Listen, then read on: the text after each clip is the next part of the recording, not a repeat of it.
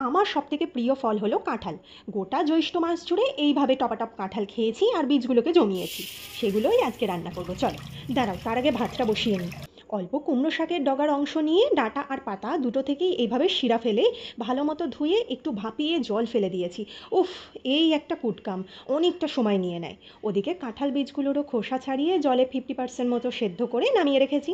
সর্ষের তেলে শুকনো লঙ্কা আর গোটা জিরে ফোড়নে কয়েকটা চিংড়ি মাছ ভেজে, না না, জলের পোকা বললে খুবই খারাপ লাগবে, যাই হোক, কয়েকটা চিংড়ি ভেজে তুলে সেই তেলেই কাঁঠাল বীজ আর একটা আলু লাল করে ভেজে তুলে একে একে নুন হলুদ দিয়ে ভাপানো শাকটা দিয়ে মুছতে বসিয়ে দিয়েছি। চলো ঝটপট ওদিকে একটা ততক্ষণ বাটা মশলা বানিয়ে নিই।